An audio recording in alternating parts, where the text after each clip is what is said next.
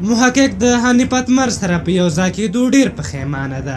ګرانو لیدونکو السلام علیکم. د مطلب له شریکېدو وړاندې چینل حتما در سره سبسکرایب کړئ. د راتلونکو ولسمشریزو ټاکنو د کاندید محمد حنیف اتمر دویم مرستیال حاجي محمد محقق وایي دا چې د دوی ټاکنیز ټیم د ځینو خنډونو سره مخ شوی خواشینی دی. د جمعې په ورځ د زمري میاشتې پر 18مه د ښاغلي محقق په رسمي فیسبوک پاڼه کې د چا د نوم د یادولو پرته لیکل شوي دا چې دا ټیم د ځینو همسفرو یارانو د ناځوانۍ له امله له خنډ سره مخ شو. سخت خفه یم. هغه د حزب وحدت اسلامي په مشرۍ خپلو ټولو پلویانو ته ډاډ ورکړی چې ګوند به د افغانستان قضیه کې د یو اړخ په توګه پاتې شي، یعنې که سوله او اعتدال نه وي حزب وحدت خو شته. محقق پر داسې مهال دغه څرګندونې کوي چې د محمد حنیف اتمر په مشرۍ د سولې او اعتدال انتخاباتي ټیم تېره ورځ د خپلو ټاکنیزو غونډو د ځنډېدو خبر ورکړ. د ښاغلي اتمر د کمپاین دفتر په یوې اعلامیه کې ویلي وو چې په ټاکنیزو چارو کې د اصلاحاتو راوستلو په اړه د هغوی هلو ځلو نتیجه ورنه کړه، خو نه دي ویلي چې څنګه اصلاحات دې غوښتل. خو د اتمر په مشرۍ د سولې او اعتدال ټاکنیز ټیم ویان قادر شاه تېره ورځ امریکا غږ ته ویلي که وضعیت همداسې دوام وکړي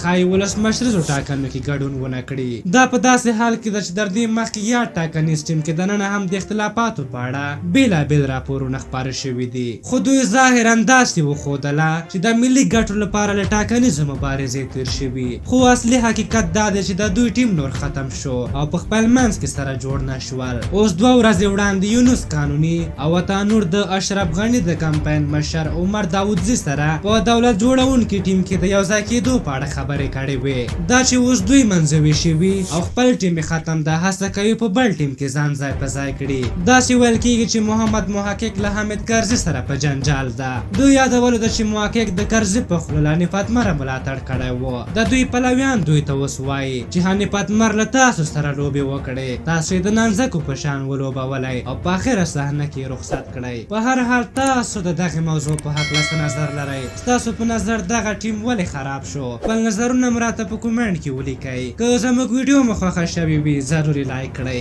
تر بلې ویډیو مو په لوی او بخښونکي خدای سپارم. د الله په امان.